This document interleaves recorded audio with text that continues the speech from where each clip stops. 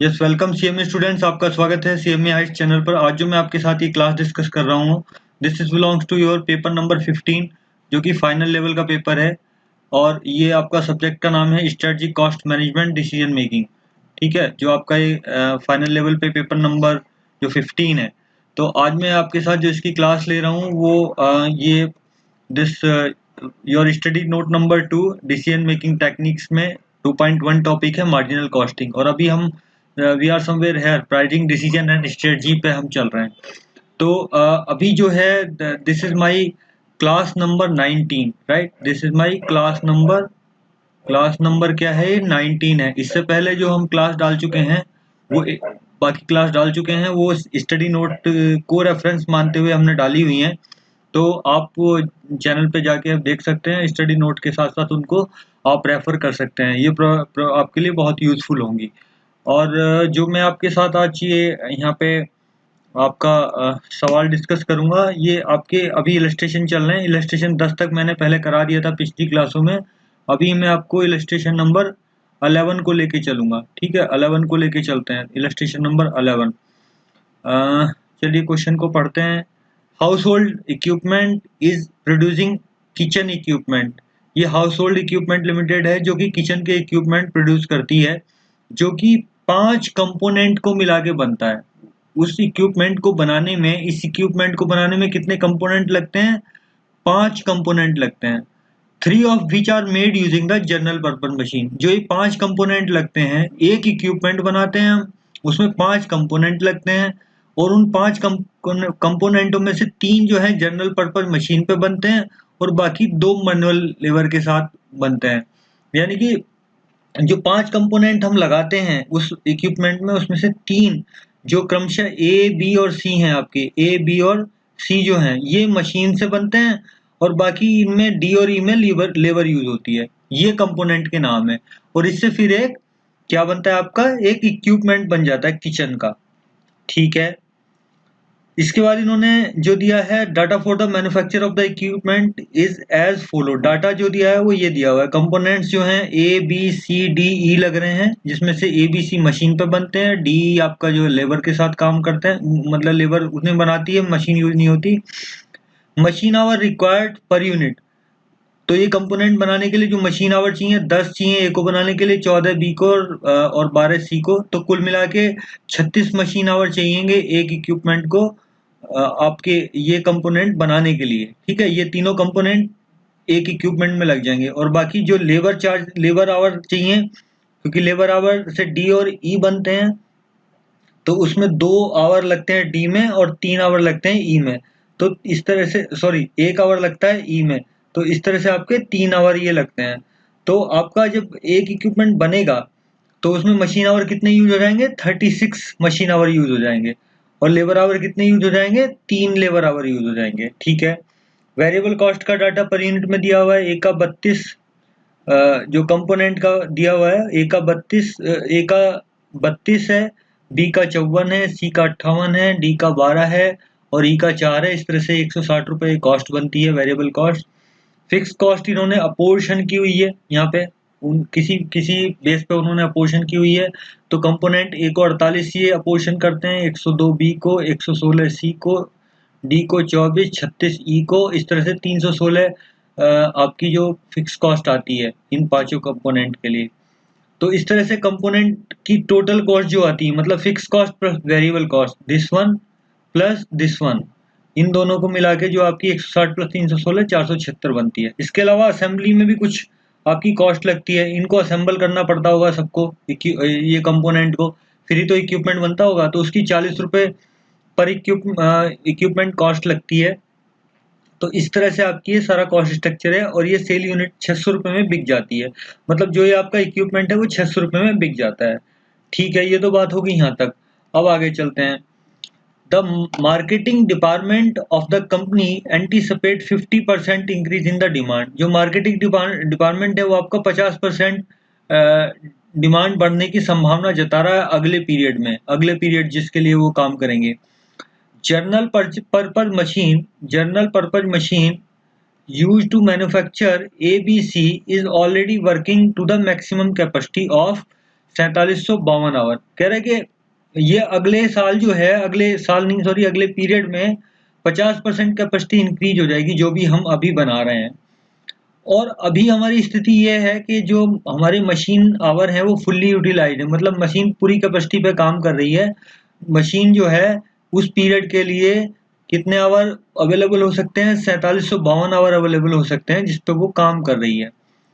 कह रहा है there is no possibility of increasing this capacity during the next period. कह रहा है इसके बाद इसमें ऐसी संभावना नहीं है कि हम इसकी कैपेसिटी बढ़ा सकें।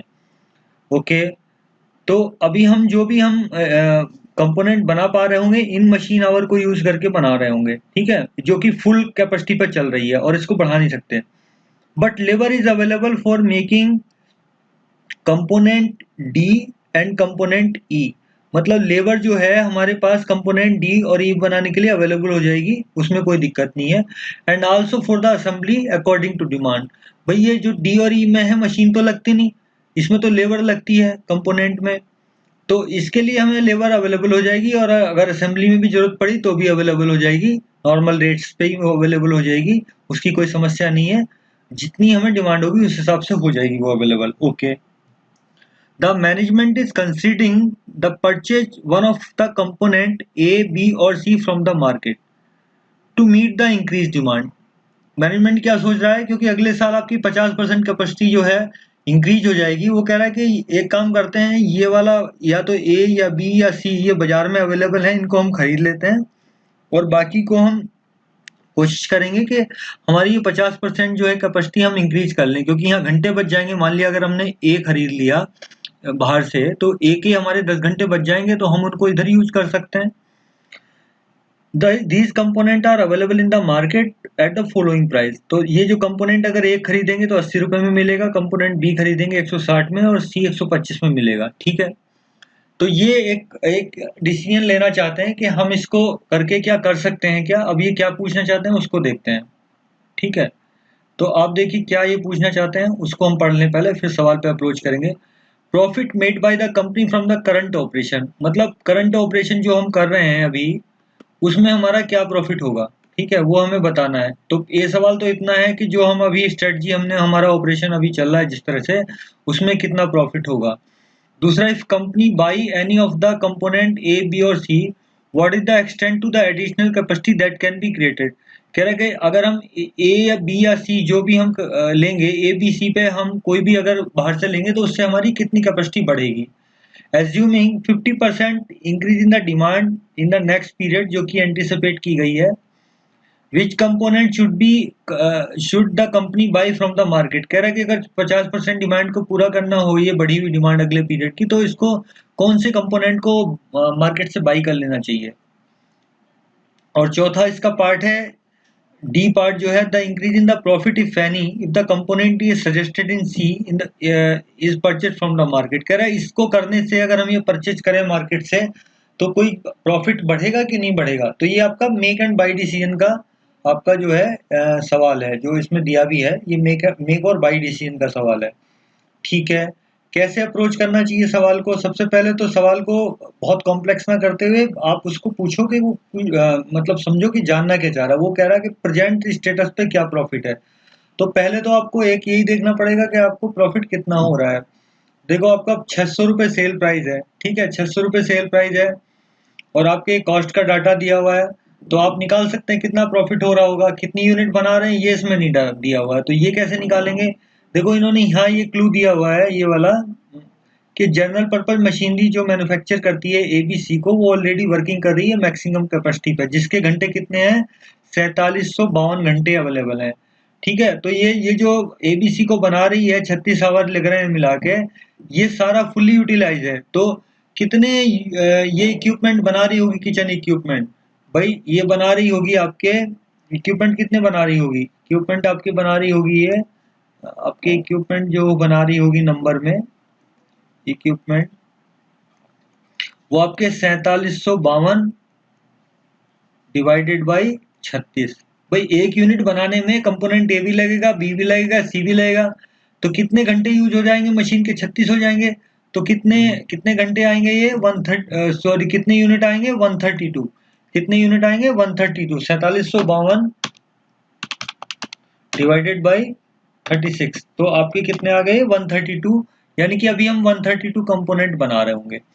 तो आप ऐसे निकालो कि आपका सेल प्राइस तो ये है, देखो सेल प्राइस आपका क्या है 600 रुपये, ठीक है। वेरिएबल कॉस्ट कितनी है आपकी, वेरिएबल कॉस्ट आपकी 160 रुपये ये है, और ये भी 40 रुपये वेरिएबल है। 160 और 40 कितनी होगी 200, ठीक है, तो 200 हो गई। तो कंट्रीब्यूशन कितना बचा, कंट्रीब्यूशन बचा sale price minus variable cost 400 रुपये पर यूनिट, ठीक है, ओके 400 रुपये पर यूनिट। और आपकी फिक्स कॉस्ट कितनी है 316, तो फिक्स कॉस्ट कितनी हो गई 316, ठीक है।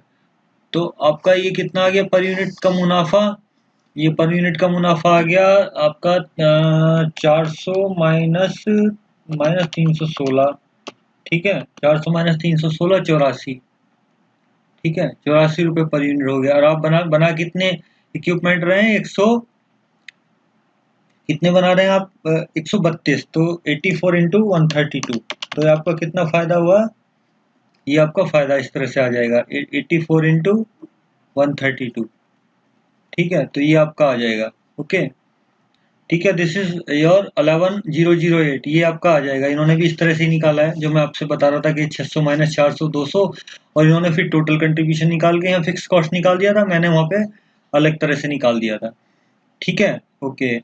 तो ये आपका हो गया। आप चाहे ऐसे यहाँ पे कंट्रीब्यूशन टोटल निकाल दीजिए, आपका ये 132 यूनिट इन्होंने निकाला ही है जैसे मैंने निकाला था, ठीक है। और इन्होंने यहाँ क्या किया, टोटल कंट्रीब्यूशन निकाल दिया, क्योंकि कंट्रीब्यूशन आपका कितना बनना था, कंट्रीब्यूशन बनना था आपका 200 रुपये, नहीं सॉरी 400 रुपये। कंट्रीब्यूशन कितना बनना था, sale price 600 minus variable cost आपकी कितनी थी, वेरिएबल कॉस्ट आपकी थी ये 200 रुपये, तो आपका ये कितना आ गया, कंट्रीब्यूशन कितना आ गया था 400, आप बना कितने थे 132 यूनिट, तो कंट्रीब्यूशन टोटल कितना हो जाएगा, इन्होंने निकाला है 52,800, इसके हिसाब से मैं कर देता हूँ। और ये फिक्स कॉस्ट आपकी ये रही, तो इसमें से फिक्स कॉस्ट निकाल दो 41,712, ये निकाल दो, तो आपका क्या आ गया 11,088 आपका प्रॉफिट आ गया, ठीक है, ये 11,088 प्रॉफिट आ गया। तो फिर हम अब आगे बढ़ते हैं। तो इससे आपका ये पहला जो पार्ट था हमारा, जो फर्स्ट पार्ट था, फर्स्ट पार्ट क्या था, ये वाला profit made by the company from current operation, वो आपका आ गया 11,088। अब ये कह रहा है कि if the company buy any of the component A B C, तो कितनी एडिशनल कैपेसिटी क्रिएट होगी, ठीक है, ये निकालना है। अब ये वाला सवाल देखते हैं, कितनी एडिशनल कैपेसिटी क्रिएट होगी। देखो अगर ये ए बी और सी बाई करेगी तो कितनी कैपेसिटी इंक्रीज हो सकती है, ये मैं निकालता हूँ, चलिए इसके हिसाब से। तो देखो पहले हमारी एग्जिस्टिंग कैपेसिटी क्या है, वो आपने निकाली थी। एग्जिस्टिंग कैपेसिटी कितनी आ रही थी हमारी, ये आपकी आ रही थी 4752 डिवाइडेड बाई, अब मैं ये बी पार्ट कर रहा था, इसका जो बी पार्ट था ना वो कर रहा था, डिवाइडेड बाई 36, तो ये हमारी 132 आ रही थी। 132 इक्विपमेंट हम बना सकते थे, ये हमारा आ रहा था 132, ठीक है, ये मैं दोबारा लिख देता हूँ, हम 132 कंपोनेंट बना सकते थे। अब मान लीजिए हमने ए को बाहर से खरीद लिया है ना, तो हमारी कितनी कैपेसिटी इंक्रीज होगी, तो अब हम कितनी यूनिट बना पाएंगे भाई। ए को हमने अगर ये बाहर से खरीद लिया तो ये तो सीधे लग जाएगा, तो ये घंटे बचेंगे ना, 10 घंटे बचेंगे। तो अभी हमें पर यूनिट बनाने में कितने घंटे लगेंगे, 14 प्लस 12, 14 प्लस 12 कितने लगेंगे 26 घंटे। तो यानी कि अब हम कितने बना पाएंगे, अगर हम ए को बाहर से खरीदते हैं तो हम बना पाएंगे 4752 डिवाइडेड बाई 12 14 26, 12 14 26, तो आपका ये आएगा 4752 डिवाइडेड बाई 26, 4752 डिवाइडेड बाई 26, तो ये आपका आएगा 182.76 समथिंग आ रहा है। 182 यूनिट बना पाएंगे, इसमें तो पॉइंटों में आ रहा है, तो 182 मान लीजिए, ठीक है, 182 बना पाएंगे। तो अगर हमने ए बाहर से खरीदा तो कितनी कैपेसिटी इंक्रीज हो गई, देखो भाई अभी हम कितना बना पा रहे हैं 182, पहले कितना बना पा रहे थे 132 डिवाइडेड बाई 132, तो कितने परसेंट इंक्रीज हो गई 182 माइनस 132 डिवाइडेड बाई 132, तो this is something your capacity is increasing by 37.87%, ठीक है, तो ये बढ़ गई। अच्छा अगर ये काम बी के साथ करें, अगर बी को खरीदें बाहर से तो कितने घंटे बचेंगे? 14 घंटे बचेंगे हमारे। तो अब कितने घंटे लगेंगे? अब लगेंगे 22 घंटे। तो अब कितनी बना पाएंगे हम? मान लो अब बना पाएंगे 4752 डिवाइडेड बाई ये आपका 12 और 10 ये लग जाएंगे 22 घंटे। तो आपके कितना बनेंगे यूनिट? 4752 डिवाइडेड बाई 22, तो ये आपकी बनेंगी 216। कितनी बनेंगी? 216। तो अभी कितनी कैपेसिटी इंक्रीज होगी अगर बी को बाहर से खरीदें? 216 माइनस 132 डिवाइडेड बाई 132। ठीक है, तो ये परसेंटेज में आ जाएगी कितनी? अगर परसेंटेज निकालेंगे तो 216 माइनस 132 डिवाइडेड बाई 132। तो this is something is the 63.63%। ठीक है, इतनी आ जाएगी। ओके, अब अगर हम यही काम सी के साथ करें, अगर सी को खरीदें बाहर से और इन दोनों को बनाएं 10 और 14, तो 24 घंटे लगेंगे हमें एक इक्विपमेंट के लिए। तो अब कितनी हम बना पाएंगे? 4752 डिवाइडेड बाई 24। ठीक है, तो आपका कितना आएगा? ये आएगा 4752 डिवाइडेड बाई 24। तो हम कितने बना पाएंगे? अब 198 इक्विपमेंट बना पाएंगे। तो अब सी को हम अगर खरीदते हैं बाहर से तो कितनी कैपेसिटी इंक्रीज हो जाएगी? 198 माइनस 132 डिवाइडेड बाई 132। तो ये कितना आ जाएगा आपका? 198 माइनस 132 डिवाइडेड बाई 132। तो दिस इज योर 50%। ठीक है, ये आपका 50% कैपेसिटी इंक्रीज हो जाएगी। तो यानी कि ये बी का आंसर क्या आएगा? अगर आप कितनी कैपेसिटी इंक्रीज होगी आपकी? अगर ए आप बाहर से खरीदते हैं तो 37%, बी बाहर से खरीदते हैं 63% और सी बाहर से खरीदते हैं तो 50% आपकी कैपेसिटी इंक्रीज हो जाएगी। चलिए देखते हैं इन्होंने क्या किया हुआ है। इन्होंने क्या किया हुआ है इनके हिसाब से देखते हैं। ये वाला मैंने आंसर किया है आपको। तो ये इन्होंने यहाँ किया है। इफ ए अबाउट, अगर ए को बाहर से खरीदते हैं तो आप कितने बना पाएंगे? 182.76 यूनिट बना पाएंगे। इससे आपकी 38% कैपेसिटी यूज हो जाएगी। मैंने यहाँ 182 लेके ही कर दिया था, ये ठीक है, ये हमारा आंसर आ गया था। अगर बी को ब्राउट करें, बी को बाहर से खरीदें तो कितना बना पाएंगे हम? ये आपके आया था 4752 डिवाइडेड बाई, ये गलत है आपका, ये कुछ गलत इन्होंने किया हुआ है। दिस इज रॉन्ग बेसिकली, यहाँ पे जो इन्होंने लिखा है ये गलत है। ठीक है, ये इतना नहीं होगा क्योंकि आपका 4752 डिवाइडेड बाई 22 कितना होगा? 216। तो ये कितना आ रहा था हमारे उसमें? 216 माइनस 132 डिवाइडेड बाई 132। ठीक है, तो आपका देखिए कितना आ गया? 216 माइनस 132 डिवाइडेड बाई 132। तो इससे आपका आएगा, ये परसेंटेज ठीक लिखी हुई है यहाँ, ये ठीक लिखी हुई है। सिमिलरली इनका ये 50% हमारा भी आ गया था। तो ये आपका बी आंसर हो गया मेरे हिसाब से। ये आपका आंसर क्या हो गया? बी हो गया। तो इन्होंने भी वैसे किया, ये कुछ गलत है, ये आप हटा लीजिए, ये गलत लिखा हुआ है। इसकी कैलकुलेशन ये होगी। ठीक है, तो ये मैं सीधे परसेंटेज में लिख रहा हूँ तो यहाँ 100 से मल्टीप्लाई भी करना पड़ेगा, ये ऑब्वियस है। मुझे लगता है आप फाइनल के स्टूडेंट है तो इतनी बात समझ रहे होंगे। अच्छा, ये बात हो गई। तो ये इन्होंने यहाँ प्रॉफिट यहाँ निकाल दिया था, ये वाला। और फिर इन्होंने ये अगर ए बी को बाहर, ए बी या सी को बाहर से लें तो कितनी कैपेसिटी इंक्रीज होगी ये भी निकाल दिया। Okay, assuming 50% increase in the demand during the next period, which component should we buy from the market? कह रहा है कि 50% इंक्रीज अगर डिमांड हो रही है तो कौन सा कंपोनेंट हमें खरीदना चाहिए बाहर से? तो देखिए, अब हमें इसमें करना पड़ेगा रैंकिंग प्रोडक्ट की, क्योंकि हमें एग्जैक्टली देखना है कि हमारा कॉस्ट का स्ट्रक्चर किस तरह से है। हम अब क्या करेंगे, इसको ऑप्टिमाइज करना चाहते हैं अपने घंटों को। जिस हम क्या चाहते हैं बेसिकली, हम प्रॉफिट बढ़ाना चाहते हैं। जो आपका एग्जिस्टिंग प्रॉफिट आ रहा था 11,088, ये वाला, ये तो आ ही रहा था बिना कुछ करे। अब हम चाहते हैं ये सब खरीदना, बाहर से खरीद लें। तो उससे हम क्या चाहते हैं कि अपनी कैपेसिटी बढ़ाना चाहते हैं, प्रॉफिट, जिससे कि हम प्रॉफिट ज़्यादा अर्न कर सकें। तो ये कंपोनेंट ए 80 का है, बी 160 का है और सी 125 का है।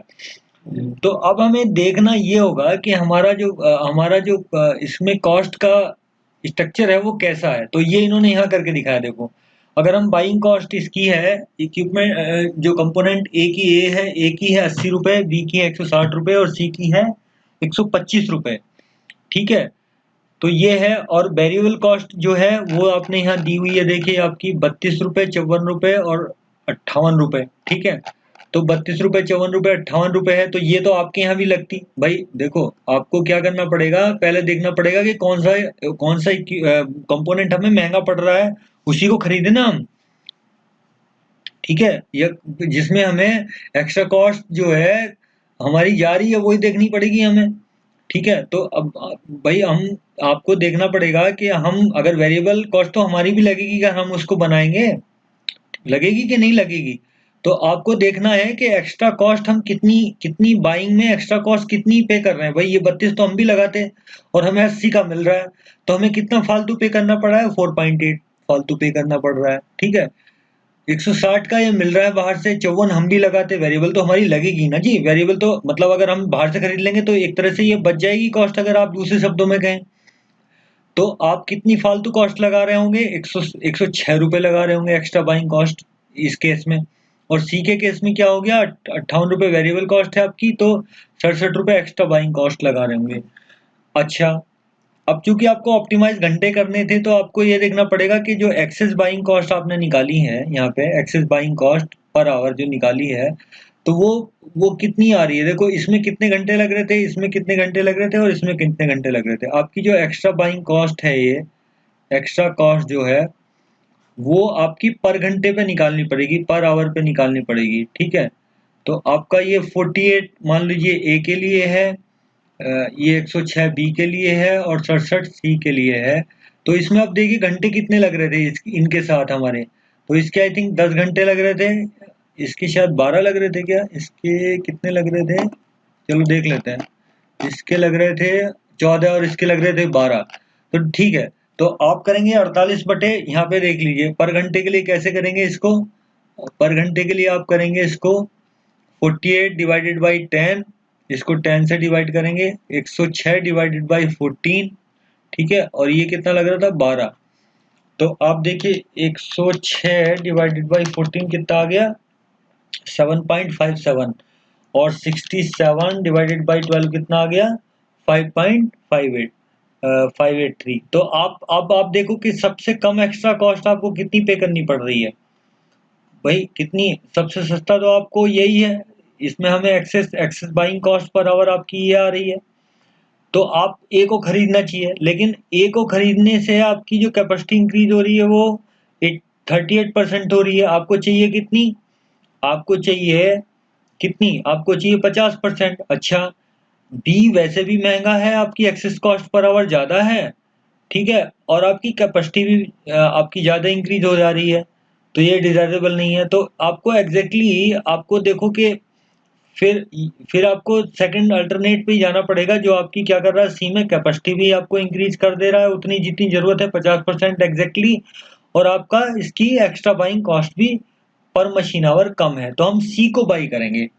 ठीक है, अगर हम सी को बाई करेंगे तो ये पहले तो हम अब हमें ये बताना था कि ये सवाल आपका यहाँ पे हो गया कि विच component should by from the market. तो कौन सा कंपोनेंट बाई करना चाहिए हमें, सी को बाई करना चाहिए, क्योंकि इसमें हमारी कैपेसिटी भी आपकी क्या हो जा रही है, कैपेसिटी भी पूरी हो जा रही है हमारी, और इसकी कॉस्ट ये सेकंड नंबर पे आ रही है। एक्स्ट्रा बाइंग कॉस्ट जो है, देखो इसको तो हम इसलिए नहीं कर सकते कि हमारी कैपेसिटी नहीं पूरी हो पा रही ना, ये हमें चाहिए 50 या 38 ही दे पा रहा है। ठीक है, हमें 50 चाहिए एग्जैक्टली, हमें चाहिए 50% इंक्रीज, ये 38 ही दे पा रहा है, इसकी कॉस्ट तो कम है। तो फिर हम नेक्स्ट पे जाएंगे, नेक्स्ट पे देखो थोड़ी सी कॉस्ट ज़्यादा है एक्स्ट्रा, लेकिन आपकी कैपेसिटी पूरी हो जा रही है। ठीक है, तो हमें कौन सा इक्विपमेंट बाई करना चाहिए, हमें ये सी वाला बाई कर देना चाहिए। ठीक है, तो अब इन्होंने यहाँ लिखा भी है, as a cheaper to buy but increase in the capacity will not be sufficient to meet the expected demand for the next year, therefore we shall try to buy the next cheaper component, that is C, and buy C, that is C, and by buying it increase the capacity will exactly to the equal demand of our product during the next year, hence component C should be brought from the market। तो ये आपका answer हो गया C का, ये आपका C part का answer हो गया। अब D पार्ट का आंसर ये ढूंढना है जिसमें आपको बताया कि आपने ये सब कर लिया, आपने कंपोनेंट C खरीद लिया, फिर आपका कोई क्या प्रॉफिट बढ़ता है क्या, ये हमें देखना है। तो ये देखते हैं कैसे आता है। ठीक है, तो ये इन्होंने कैसे किया है, इन्होंने देखो कैसे किया है कि भाई आप जब आपने सी को खरीदा तो आप कितनी यूनिट बना पा रहे थे, 198 बना पा रहे थे। ये तो आपने निकाल दिया था ना भाई। इसमें आपका जब सी के ये वाले घंटे निकाले थे ना हमने, कि जब हम सी को बाहर से खरीद लेंगे तो हमारे कितने घंटे रहेंगे पर इक्विपमेंट में जो खर्च होंगे वो कितने होंगे, 24 होंगे। तो हमारे पास 24 अगर घंटे हैं और 24 घंटे लगते हैं एक ये वाले इसमें, 24 घंटे हमें लगते हैं इसमें एक एक इक्विपमेंट बनाने में, जो ए बी कंपोनेंट लगेंगे। सी तो हम चूंकि बाहर से कर रहे हैं तो हमारा ये खर्चा खत्म हो जाएगा। तो हम देखेंगे कि हम इसमें आपके जो अवेलेबल आवर हैं इसमें कितने यूनिट बना पाएंगे। फिर हम बना पाएंगे ये आपका 4752, ये आपकी 4752 डिवाइडेड बाई 24। ठीक है, तो आपका 4752 डिवाइडेड बाई 24 कितना हो गया, हम 198 यूनिट बना पाएंगे। तो अब इस पे हम अपना कंट्रीब्यूशन निकालते हैं किस तरह से हमारा आता है। ठीक है, तो इन्होंने कैसे किया है मैं उसी तरह से आपको बता देता हूँ। इन्होंने निकाला कितनी, 198 यूनिट बना पाएंगे। आपका सेलिंग प्राइस जो है कितना है, 26 रुपए पर यूनिट है। अच्छा, वेरिएबल कॉस्ट आपकी 200 रुपए वहां दी हुई थी। वेरिएबल कॉस्ट आपकी कितनी दी हुई थी, ये दी हुई थी 200 रुपए। वेरिएबल कॉस्ट आपकी कितनी दी हुई थी, 200 रुपए। 200 रुपए कैसे दी हुई थी, 160 रुपए तो ये थी प्लस 40 रुपए ये थी। ठीक है, तो 200 रुपए ये ऐसे थी। वेरिएबल कॉस्ट 200 रुपए कैसे आई है, दिस 160 प्लस दिस 40, तो ये थी। अच्छा, लेकिन आपकी ये सी आपने बाहर से खरीद लिया तो ये वेरिएबल कॉस्ट खत्म हो गई आपकी, ये वेरिएबल कॉस्ट खत्म हो गई। तो आपकी वेरिएबल कॉस्ट आप कितनी बची, वेरिएबल कॉस्ट कितनी बची, 160 प्लस 40 माइनस ये कितना था, 58। 58 इतनी वेरिएबल कॉस्ट आपकी बची। अब जो है नए स्ट्रक्चर के हिसाब से, तो आप देखिए नए स्ट्रक्चर के हिसाब से आपकी कॉस्ट कितनी बची, 200 माइनस 58 माइनस प्लस 125। 125 का कि ये कहां से आ गया, 125 ये इसलिए आ गया क्योंकि आपकी अब आपने ये सी कंपोनेंट को खरीदा है बाहर से, सी कंपोनेंट को आपने बाहर से खरीदा है। तो ये भी तो वेरिएबल कॉस्ट ही हो गई आपकी, ये वाली 125 जितने खरीदेंगे उतनी लगेगी।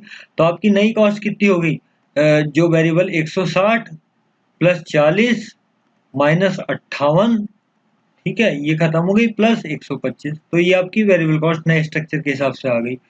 ठीक है, तो ये देखिए वेरिएबल कॉस्ट आपकी आ गई 267 रुपए। इससे आपका क्या हुआ, इससे आपका क्या हुआ, कंट्रीब्यूशन आपने निकाल दिया 333 रुपए पर यूनिट आपका पर इक्विपमेंट आ गया। और 333 में आपका टोटल कंट्रीब्यूशन कितना आएगा, 333 को आप 198 से गुणा कर दीजिए। ठीक है, तो 333 इंटू 198 अगर करेंगे तो ये आंसर आना चाहिए 333 इंटू 198, तो दिस कम्स 65,934। अब आपकी टोटल फिक्स कॉस्ट ये वहां दी हुई थी, ये 41,472 ये कॉस्ट दी हुई थी आपकी, 41,472 ये दी हुई है कहीं पे आपकी। ये आपकी फिक्स कॉस्ट है ना, ये वाली फिक्स कॉस्ट आपकी जो है ये 316 और उसके हिसाब से आपने निकाली थी ना, यहाँ पे भी आई है ये 41,712 कैसे आई हुई है, 41,712 कैसे आई हुई है, ये देखिए आपकी जो टोटल आपकी फिक्स कॉस्ट है 316 इंटू 132 आ रहा था ना पहले, तो ये आ रहा था आपकी, क्योंकि आप ये 316 लगा रहे थे और 132 यूनिट बना पा रहे थे, तो ये तो फिक्स कॉस्ट तो फिक्स ही रहेगी चाहे आप उसमें कुछ भी चेंज कर लें। तो ये आपका कितना हो जाएगा फिक्स कॉस्ट, यहाँ से अगर देखेंगे तो 316 इंटू, चाहे आप इसको निकाल लो 4752 डिवाइडेड बाई 36, 4752 डिवाइडेड बाई 36 कितना आ गया 132, 132। तो आप निकालिए 316 इंटू 132, तो आपका आ गया ये 41,712। ठीक है, ये आपकी कॉस्ट आ गई फिक्स कॉस्ट, तो ये तो फिक्स ही रहेगी। ठीक है, तो ये आपकी यहाँ से आ रही है, ये जो इन्होंने दिखाई हुई है ये वाली जो आपकी फिक्स कॉस्ट आ रही है ना, ये वाली ये वहां से आ रही है आपकी। ठीक है, तो ये आपने निकाल दी, यानी कि ये कहाँ से आ रही है, ये दिया हुआ 316 इंटू 132, ये कहाँ से आ रही है 316 into 132। This one is your 316, ये जो कि दी हुई है इंटू 132 आप बनाते हैं, तो आपका ये कितना हो, मैं दोबारा निकाल दे रहा हूँ आपको 316 इंटू 132। ठीक है, तो 41,712 आ गई। फिर इससे आपका ये प्रॉफिट आ गया। ठीक है, 24,222 आपका इसमें से घटाओगे कंट्रीब्यूशन में तो प्रॉफिट आ जाएगा। अब इसका पहले प्रॉफिट कितना था, 11,088, ये हमने पहले निकाला था बिना कुछ किए। तो आपका नेट इंक्रीज इन प्रॉफिट कितना हो गया, 13,134। तो इस तरह से आपका ये डिसीजन जो है, आपका बाई डिसीजन जो है मतलब बढ़िया है, क्योंकि आपका प्रॉफिट इंक्रीज होता है। तो मेरे हिसाब से ये सवाल आपका हो गया। इसमें आपको सवाल को रीड करके चलना है। वैसे आप फॉर्मूले रटना कभी मत सीखिए, आप देखिए कि प्रोसेस कैसे होता है। हमेशा जब कंट्रीब्यूशन अप्रोच लगती है तो आपको उस लैंग्वेज के हिसाब से काम करना होता है कि जो सवाल पूछ रहा है, और सवाल की लेंथ को देख के कभी घबराइए मत। इसमें सीएमए में सवाल काफी लंबे लंबे हैं, लेकिन उनकी basic reasoning, basic thought process वही है, चाहे वो छोटा सवाल है, चाहे वो लैंग्वेज में लंबा लिखा हुआ है। अब मैं एक अगला सवाल और लेता हूँ जो कि और भी लंबा दिखता है, लेकिन है लगभग वैसा ही जैसा होना चाहिए। ओके, जो कि इलस्ट्रेशन नंबर 12 है। ये भी ऑप्टिमम प्रोडक्ट मिक्स से रिलेटेड है। तो जब भी मैंने आपको बताया था पहली क्लासों में भी कि जब भी आप ऑप्टिमम प्रोडक्ट का सवाल करेंगे तो उसमें क्या होगा कि हमेशा आपके पास कुछ कंस्ट्रेंट होंगी, कोई समस्याएं होंगी, किसी चीज की कमी होगी या लिमिटेड मात्रा में होगी, और आपको उसे ऑप्टिमाइज करके चलना है। ठीक है, तो वही आपका ऑप्टिमम प्रोडक्ट मिक्स होगा। मतलब दो चीजें होंगी, एक तो आप में उसमें क्या होगा, कंपनी क्या कर रही होगी, एक से ज्यादा प्रोडक्ट बना रही होगी, या कोई एक से ज्यादा कुछ होंगे। जैसे इस केस में ये 4 वेरिएंट हैं, ये 4 वेरिएंट हैं इसमें, ये चारों ये प्रोड्यूस कर रहे हैं या जो भी कुछ कर रहे हैं। और इसमें क्या होगी, कोई कैपेसिटी इनको किसी तरह से लिमिट कर रही होगी, जिसकी वजह से इनको क्या करना पड़ेगा, उसको इस तरह से फ्रेम करना पड़ेगा अपनी चीजों को कि प्रॉफिट मैक्सिमम हो जाए। ठीक है, तो सवाल को पढ़ते हैं। तो और मैं आपको सवाल पढ़ के बताता हूँ। Illustration number 12 optimum product mix का। As part of the rural upliftment programme, the government has put under the cultivation a farm of 96 hectares to grow tomatoes of 4 variety। कह रहे ठीक है, ये कोई इन्होंने गवर्नमेंट का अपलिफ्टमेंट प्रोग्राम है, रूरल में वो कुछ करना चाहते हैं, लोगों को अपलिफ्ट करना चाहते हैं। तो उनका एक कल्टीवेशन प्रोग्राम है जो कि उसमें उन्होंने 96 हेक्टेयर का जो लैंड है, जो फार्म है, उसमें उन्होंने 4 तरह के टमाटर, जो जिनके जिनके नाम जो हैं वो क्या हैं, 4 तरह के टमाटर जो हैं, royal red, golden yellow, juicy crimson and sunny scarlet. ये 4 टमाटर, 4 वैरायटी, मतलब आप ये मान लो कि एक तरह से कुछ भी कह लें, 4 प्रोडक्ट हैं। तो मैंने आपको एक तो बताया था कि वो एक से ज्यादा प्रोडक्ट बना रही होगी कंपनी। ठीक है, तो यहाँ पे ये 4 प्रोडक्ट हैं, 1 2 3 एंड दिस इज 4। ये 4 तरह के टमाटर उगाने हैं, 96 हेक्टेयर लैंड अवेलेबल है। तो एक तो पहली शर्त पूरी होगी आपकी कि भाई आपके एक से ज्यादा प्रोडक्ट होंगे या कम, जो भी कुछ होगा। अच्छा, उसके बाद अब ये देखो कंस्ट्रेंट शुरू हो गई। Out of the total 68 hectare are suitable for the varieties, all 4 variety. मतलब जो ये 96 हेक्टेयर की लैंड है ना, इसमें केवल 68 हेक्टेयर की लैंड जो है या फार्म जो है वो चारों तरह के टमाटर के लिए ठीक है। लेकिन रिमेनिंग जो 28 हेक्टेयर बचा, यानी कि 96 माइनस 38, 96 माइनस 68, ठीक है, 96 माइनस 68 जो है, यानी कि 28 जो है आपका, 28 हेक्टेयर लैंड जो है वो सुटेबल है केवल दो दो तरह के टमाटरों के लिए, गोल्डन येलो और जूसी क्रिम्सन। यानी कि ये गोल्डन येलो और जूसी क्रिम्सन के लिए कौन सा लैंड सुटेबल है, ये जो इसमें 28 जो हेक्टेयर लैंड है उसमें केवल ये 2 वैरायटी हो सकती है, ये नहीं हो सकती। और 68 हेक्टेयर में कुछ भी हो सकता है। ठीक है, द फार्मर एंगेज हैव अच्छा ठीक है, okay. Labour is available for all kind of the farm. कह रहा है इसके लिए लेबर जो है वो अवेलेबल है हर तरह के काम के लिए, इसकी कोई समस्या नहीं है। लेबर की कोई कंस्टेंट नहीं है, मतलब जितनी लेबर चाहिए उतनी मिल जाएगी। The market requirement is that all 4 varieties of the tomato must be produced with a minimum 1000 box any of the one variety। अब देखो यहाँ से आपकी लिमिटेशन शुरू हो गई। पहली लिमिटेशन क्या थी, पहली लिमिटेशन तो ये थी कि भाई 96 एकड़ हेक्टेयर लैंड में से 96 हेक्टेयर लैंड में से 28 हेक्टेयर लैंड ऐसी है जिसपे केवल 2 ही वैरायटी है बीच वाली वो उग सकती हैं, बाकी नहीं उग पाएंगी। दूसरी कंडीशन क्या है या दूसरी कंस्ट्रेंट क्या है कि मार्केट में ऐसा एक ऐसी रिक्वायरमेंट है कि आपको मिनिमम 1000 बॉक्स जो हैं एक वैरायटी के बनाने ही पड़ेंगे। अच्छा, farmer engage have decided that the area developed to any of the crop should be in term of complete hectare and not in fraction of hectare. कह रहा है कि एक शर्त ये है फार्मर्स की कि आप अगर जो भी डिसाइड करेंगे एक एक पर्टिकुलर वैरायटी के लिए एरिया, वो कंप्लीट हेक्टेयर में होना चाहिए, मतलब वो फ्रैक्शनल नंबर नहीं होना चाहिए। अच्छा, एक लिमिटेशन और है, the other limitation is that not more than 22,750 boxes of any variety should be produce. The following data are relevant. अब देखो इसमें चार पांच इन्होंने चार कंस्ट्रेंट दे दी इन्होंने मोटी मोटी।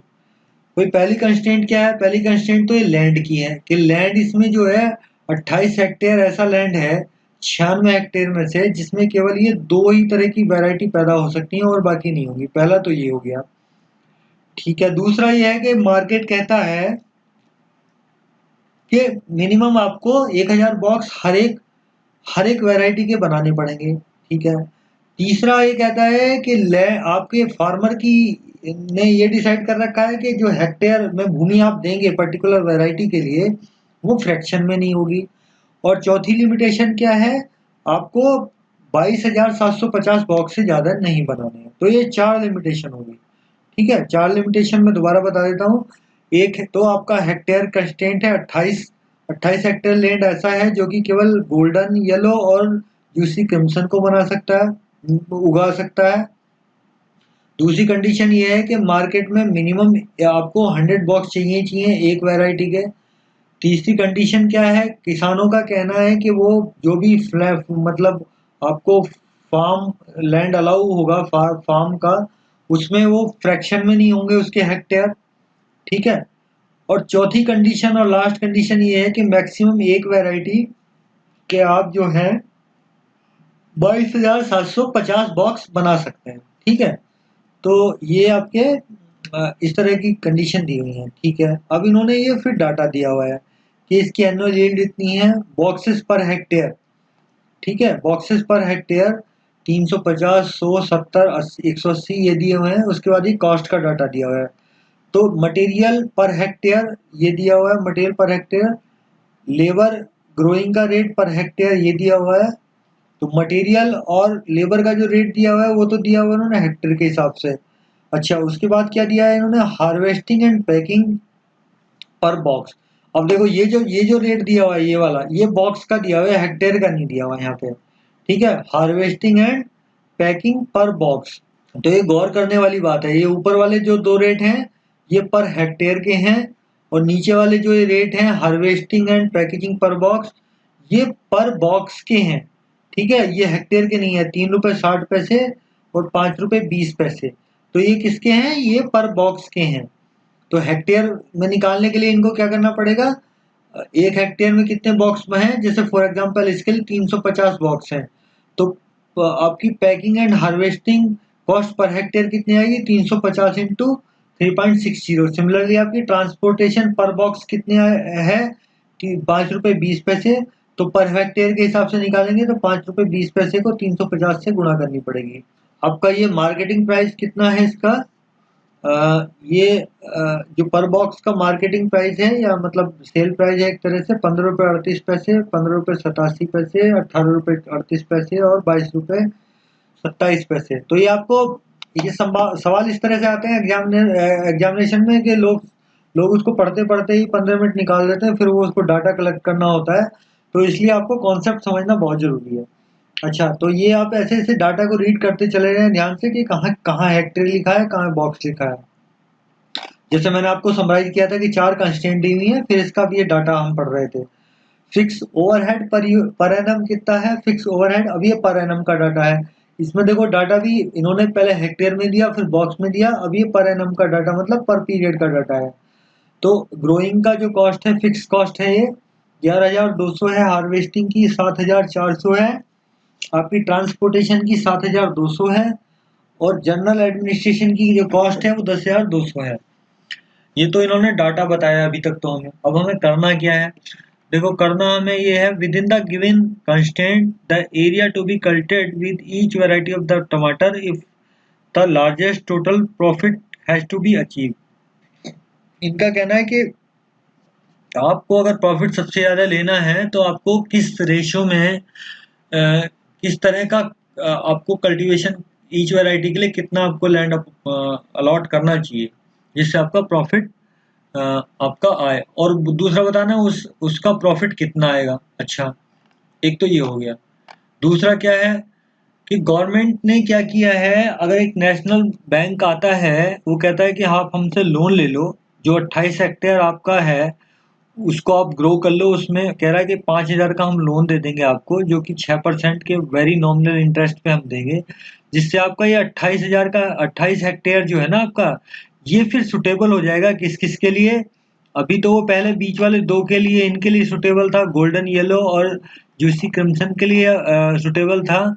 लेकिन जब ये सब आप ये इसमें इम्प्रूवमेंट करोगे तो क्या होगा, तो there will be a saving in the 1.25 per box in cost of golden yellow वाले, उसमें आपकी एक तो ये कॉस्ट कम हो जाएगी अगर आपने लैंड में आपको इम्प्रूवमेंट कर लिया इस पैसे को लगा के।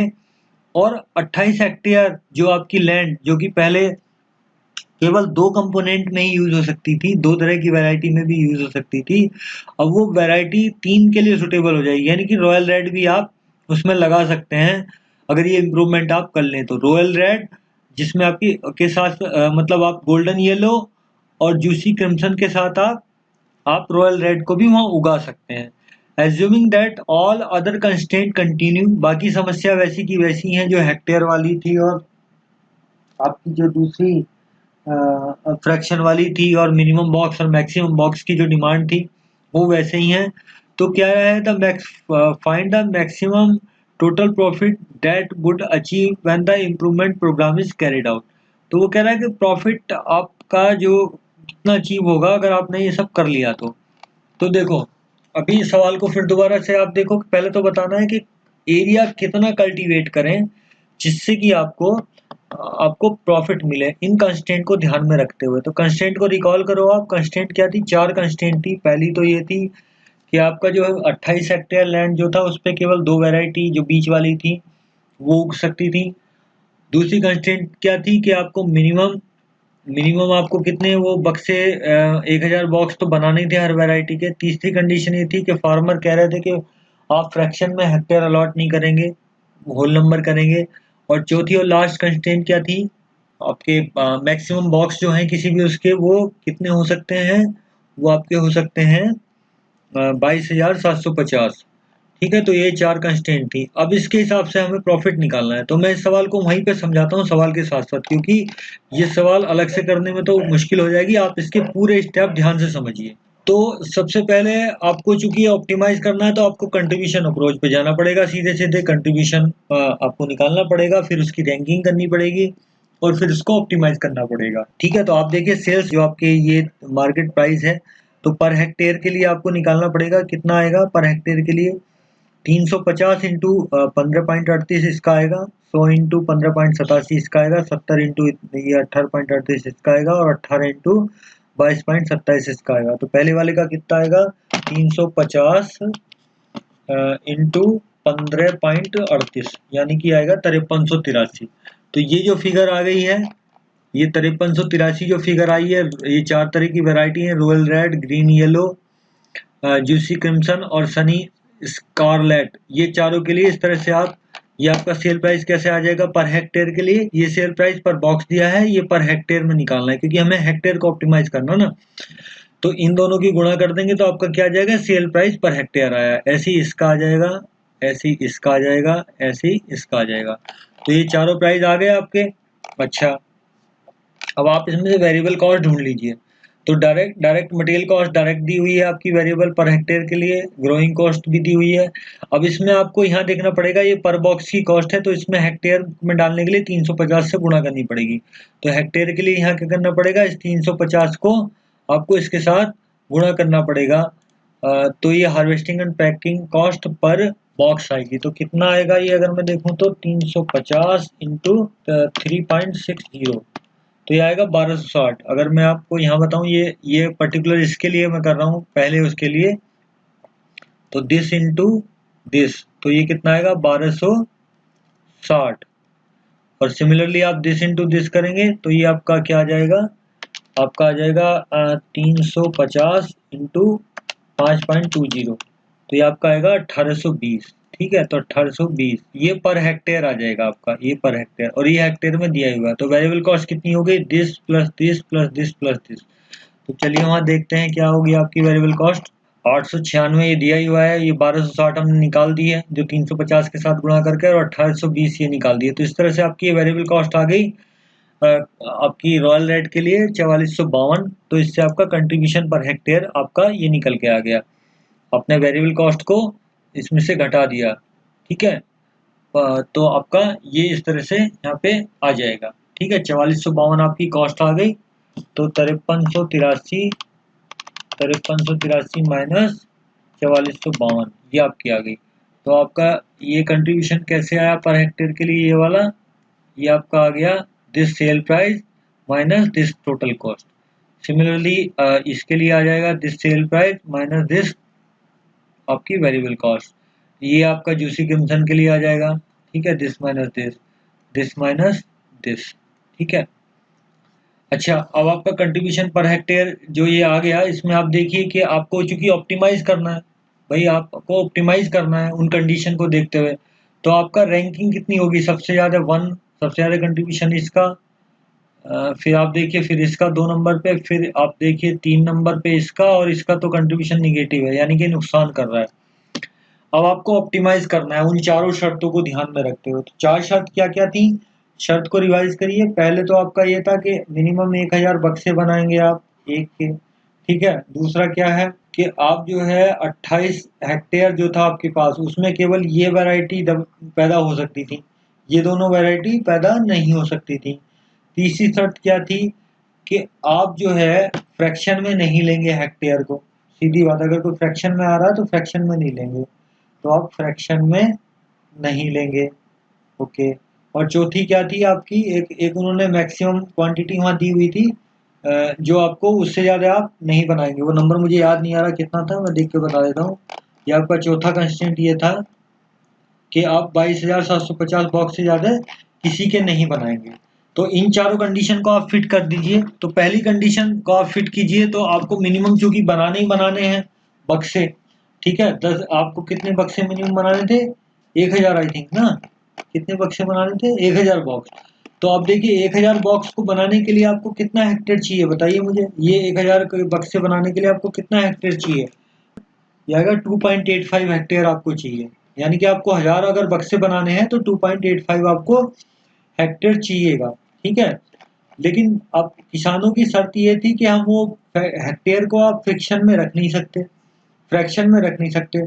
तो 2.85 जो है उसको आपने क्या कर दिया, यहाँ 3 कर दिया, उसको आपने क्या कर दिया, यहाँ 3 कर दिया। ये कैसे 3 आया पता है आपको, क्योंकि आपको मिनिमम, पहले आपने मिनिमम वाली कंडीशन लगाई, भाई आपको मिनिमम 1000 बॉक्स बनाने थे किसी भी वैरायटी के लिए। तो 1000 बॉक्स में, और इसमें रॉयल रेड वाले में 1 हेक्टेयर में कितने हो रहे थे, 350 बक्से बन जा रहे थे 1 हेक्टेयर में, और आपको चाहिए कितने, मिनिमम 1000। तो कितने हेक्टेयर आपको चाहिएगा, तो ये आपका आ रहा था 1000 डिवाइडेड बाई 350, 2.85। ठीक है, तो इतने हेक्टेयर चाहिए थे आपको। लेकिन किसानों की शर्त ये थी कि फ्रैक्शन में नहीं होगा, तो इसका नियरेस्ट फ्रैक्शन क्या आएगा, 2 की जगह क्या आ जाएगा, ये 3 आ जाएगा। ठीक है, इस तरह से ये येलो वाले की आप कंडीशन अगर देखेंगे तो इसमें इसमें आप देखिए कितना आपका, इसमें 100 है तो इसमें तो 1000 के लिए सीधे सीधे 10 आ जाएंगे। इसमें 70 है तो 1000 के लिए कितने आएंगे, आपका 1000 डिवाइडेड बाई 70। ठीक है, तो ये 14 आ जाएंगे, 14 हेक्टेयर। ठीक है, तो इन्होंने कितने देख के रखे हुए हैं, 14 हेक्टेयर यहाँ पे लिए हुए हैं, 14.28 आ रहे हैं, तो इन्होंने इसको यहाँ 14 किया हुआ है। ठीक है, नेक्स्ट में क्या दिया हुआ है, 180। तो 1000 बटे 180, 1000 डिवाइडेड बाई 180 कितना हुआ, ये 5.55 आ जाएगा। ये वाला कितना आ रहा, 5.55। ये आपका कितना हो गया, 1000 डिवाइडेड बाई 80, तो ये कितना आ गया आपका 5.55। तो इसको भी फ्रैक्शन में नहीं रख सकते, तो ये 6 हेक्टेयर हम इसको अलॉट कर देंगे। 6 हेक्टेयर हमने इसको अलॉट कर दिया। तो अभी दो कंडीशन हमारी पूरी हो गई हैं। हमने इनको मिनिमम की अलॉट कर दिया और आपका इस तरह से ये एक मिनिमम जो 1000 क्वांटिटी 1000 बॉक्सेस बनाने थे और फ्रैक्शन दो कंडीशन उन्होंने पूरी कर दी। तो इन कंडीशन को पूरा करने में हमारा कितना हेक्टेयर यूज हो गया, 33 हेक्टेयर यूज हो गया। ठीक है, अब 33 हेक्टेयर हमारा यूज हो चुका। अब आप देखिए कि जो 28 हेक्टेयर था आपका, 28 हेक्टेयर जो था उसमें केवल कौन सी किस्म पैदा हो सकती थी 28 हेक्टेयर में? ये दोनों पैदा हो सकती थी, ये वाली और ये वाली, ये नहीं हो सकती थी। ठीक है, तो आपने क्या किया, ये वाला जो आपका इसमें कितना बचा, 4 बचा। ठीक है, इसमें कितना बचा आपका भाई 10 और 14 24 और 28, तो 4 इसका यहाँ बचा होगा। अब आपको देखनी है बाकी कंडीशन, आपके कितने हेक्टेयर यूज हो गए, 33 हेक्टेयर यूज हो गए। ओके, अब आपको देखना है कि एक कंडीशन तो ये थी कि फिर हमें मैक्सिमम जो बक्से बनाने हैं वो 22,700 कुछ बनाना था ना। रिमेनिंग आपका कितना था वो, आपको कितना आप ये 22,750। तो 22,750 बनाने के लिए हमें कितना वो चाहिएगा, रॉयल रेड के लिए देखिए हम करते हैं तो हमें कितना चाहिएगा हेक्टेयर। इसमें देखिए 22,000, इसके लिए मैं कर रहा हूँ 22,750, ये हम बना सकते हैं मैक्सिमम। और एक में बनते हैं 350। ठीक है, एक हेक्टेयर में कितने बॉक्स बनते हैं, 350। तो 22,750 डिवाइडेड बाई 350, तो आपको 65 हेक्टेयर आपको चाहिए इसके लिए। लेकिन ये तो मैक्सिमम था। अब आप ये बताइए, जो आपके आपके बचे कितने, 63 ही तो बचे आपके भाई। आपका क्या था, 28 प्लस 68 ये थे ना, 28 प्लस 68 96 हेक्टेयर थे। इसमें से हमने 33 यूज कर लिए, 33 यूज कर लिए, तो कितने बचे, 96 माइनस 33, तो आपके 63 बचे। ठीक है, आपके कितने बचे, 63 बचे। लेकिन आप देखो ये 63 जो है, ये 63 जो बचे हुए हैं, इसमें से आपके ये 4 घंटे, ये 4 हेक्टेयर ये वाले बचे हुए हैं ना, जो कि इनमें यूज ही नहीं हो सकते, ना ये यहाँ यूज हो सकते, ना यहाँ यूज हो सकते। तो आपको देखो इसका कंट्रीब्यूशन सबसे ज्यादा रैंकिंग में है, तो हम कोशिश करेंगे कि मैक्सिमम इसको बनाए। लेकिन हम ये जो आपके हेक्टेयर बचे हैं ना, इस तरह से 63 हेक्टेयर में 4 हेक्टेयर वो भी हैं जो आपके वो वाले हैं जिनमें ये वाले ही वैरायटी पैदा हो सकती हैं। तो आप ये तो पैदा कर ही नहीं पाएंगे, तो इस 63 में से आपको 4 निकालने पड़ेंगे। तो जब 4 निकालेंगे तो ये 59 हेक्टेयर और बचेंगे, इधर आप अलॉट कर सकते हैं। इधर क्यों अलॉट किया, क्योंकि इसकी आपकी रैंकिंग 1 है। और जो ये 4 हैं, तो इन दोनों में आप रैंक देखिए किसकी ज्यादा है, इसकी ज्यादा है, तो आपने इसको अलॉट कर दिया। ठीक है, तो 4 हेक्टेयर इधर अलॉट कर दिया और 59 इधर अलॉट कर दिया, और ये मिनिमम कंडीशन को आपने अलॉट किया था। तो टोटल आपके हेक्टेयर कितने आपने अलॉट किए, 59 प्लस 3 62, इसमें तो कुछ किया नहीं, तो ये 10 ही रह जाएगा। 14 और 4 18 और 6 ये है। ये 4 यहाँ क्यों किए, यहाँ क्यों नहीं किया, आप कहेंगे कंट्रीब्यूशन तो यहाँ जो है ज्यादा है, इस पे करने चाहिए थे। तो इस पे इसलिए नहीं कर सकते कि वो बन नहीं सकता, तो हमारी चारों कंस्ट्रेंट को ध्यान में रखना है। तो फिर देखिए आपका ये आपने हेक्टेयर आपने बता दिया कि इतने हेक्टेयर हम लगाएंगे। कंट्रीब्यूशन पर हेक्टेयर आपने निकाला हुआ है, ये पहले से ही कंट्रीब्यूशन पर हेक्टेयर दिया हुआ है। तो इससे आपका टोटल कंट्रीब्यूशन आ जाएगा इन हेक्टेयर के साथ मल्टीप्लाई करके। और तो फिर आपकी इससे टोटल कंट्रीब्यूशन ही आपका आएगा 62,304 रुपये 40 पैसे सबको जोड़ने के बाद। तो फिर अब आप देखिए इससे आपका फिर आपका ये 36,000 जो है आपकी फिक्स कॉस्ट है, ये फिक्स कॉस्ट दी होगी कहीं पे, ये आप सम करिए तो आपको ये फिक्स कॉस्ट पता चलेगी। तो ये आपकी कितनी आ गई, 36,000, ये आपकी आ गई 36,000 कॉस्ट आ गई। तो ये 36,000 कॉस्ट इन्होंने यहाँ पे फिक्स कॉस्ट इनकी ये घटा दी है, तो इससे आपका ये प्रॉफिट आ गया 26,403। तो ये तो हो गया आपका पहले सवाल का आंसर, ये वाले का आंसर आपका हो चुका कि किस तरह से इन चारों कंस्ट्रेंट को हम अलॉट करें और कितना प्रॉफिट आएगा ये भी बता दिया हमने। अब करना है ये सेकंड पार्ट। सेकंड पार्ट में क्या है कि नेशनल बैंक ने क्या करा, एक लोन दे दिया इनको 5,000 रुपए का, जिससे इन्होंने लैंड में इम्प्रूवमेंट कर दिए।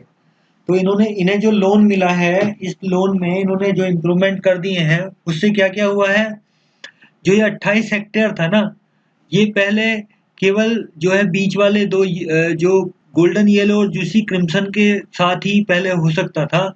अब उसमें हम क्या कर सकते हैं, अब हम उसमें जो है एग्जिस्टिंग आपको रेड रेड जो रॉयल रेड है उसको भी उगा सकते हैं।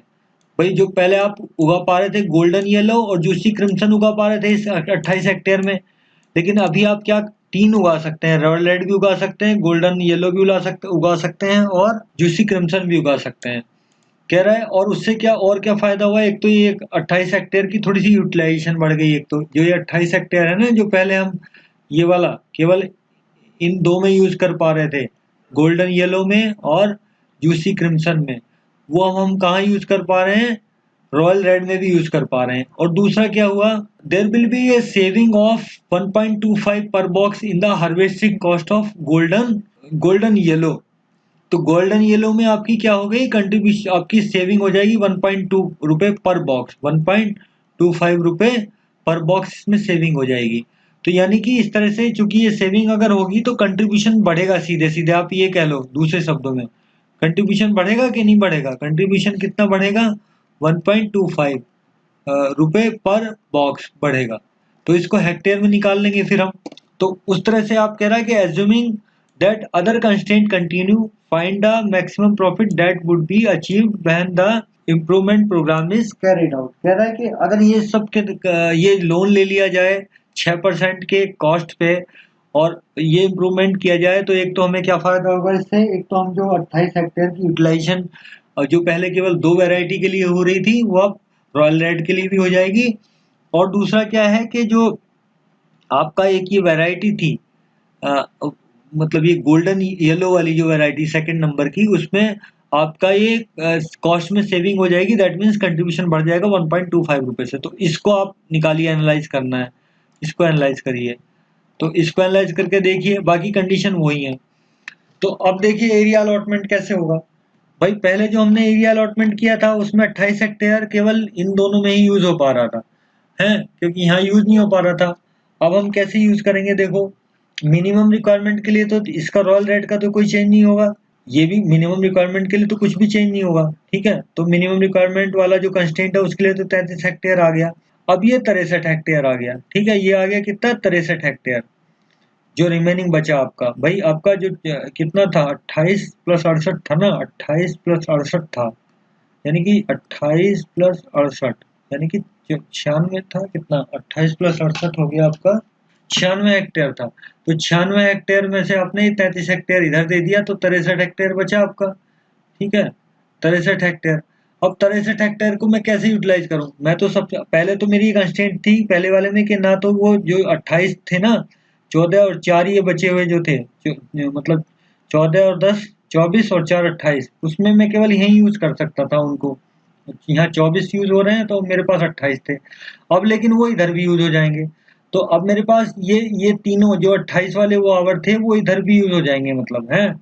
तो अब देखो मैं मैक्सिमम ये कितना बना सकता हूँ, मैक्सिमम कंस्ट्रेंट को अगर मैं वो मानूं, तो मैं मतलब मैक्सिमम जो डिमांड अवेलेबल है मैं तो उतना ही बनाऊंगा ना, क्योंकि भाई आपकी प्रायोरिटी 931 रुपए, आपका कंट्रीब्यूशन 1 पे सबसे ज्यादा है।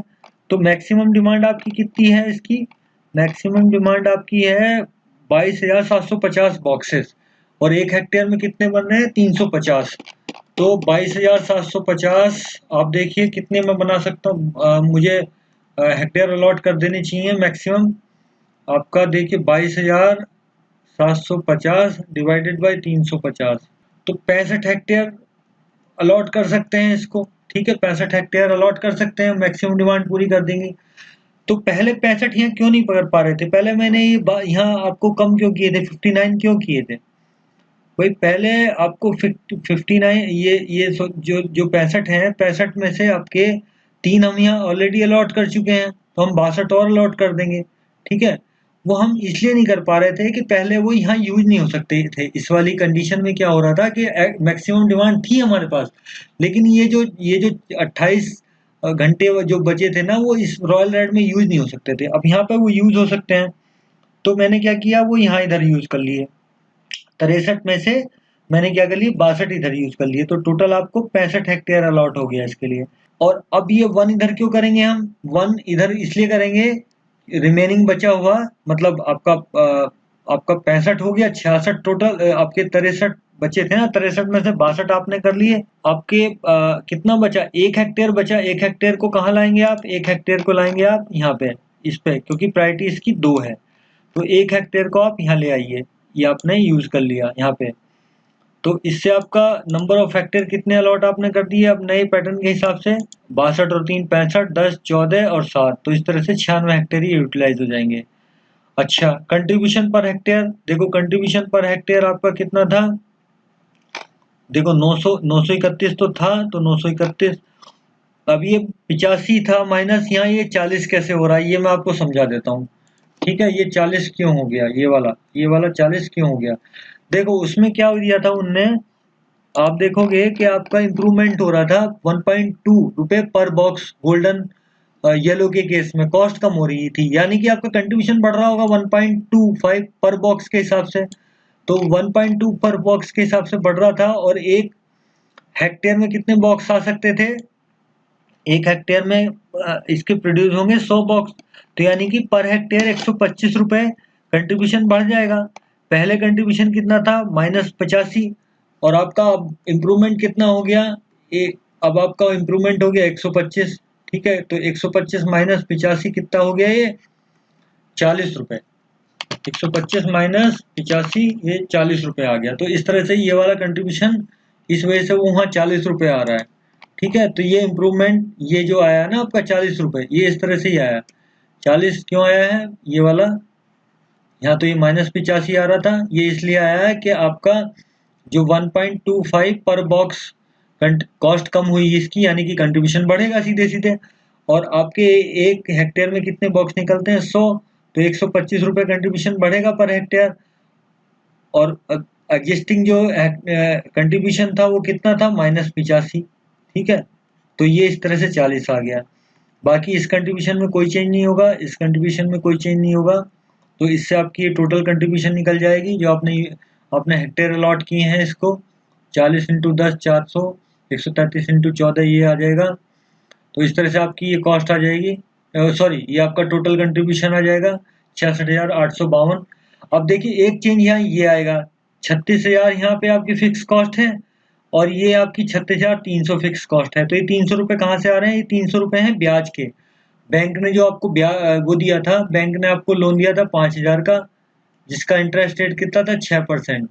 तो साल भर का इंटरेस्ट रेट कितना हो गया आपका, 5 छंग 30, 300 रुपए। तो ये 300 रुपए यहाँ से आ रहे हैं। तो इस तरह से ये आपका प्रॉफिट फिर ये अब कितना हो जाएगा, 30,522 हो जाएगा। पहले कितना था, 26,304 रुपए। तो इस तरह से ये सवाल होता था। तो ये 300 रुपए देखो इस स्टेटमेंट से आ रहे हैं, ये जो आपका दिया हुआ ना ये वाला, कि बैंक आपको 5,000 रुपए का लोन दे रहा है 6% पर एनएम पे। तो ये आपकी जो फिक्स कॉस्ट है, इस तरह से ये फिक्स कॉस्ट आपकी ये 300 रुपए, ये 36,000 की बजाय आपकी 36,300 इसलिए हो रही है। तो with this I think I able to explain the things. Thank you very much.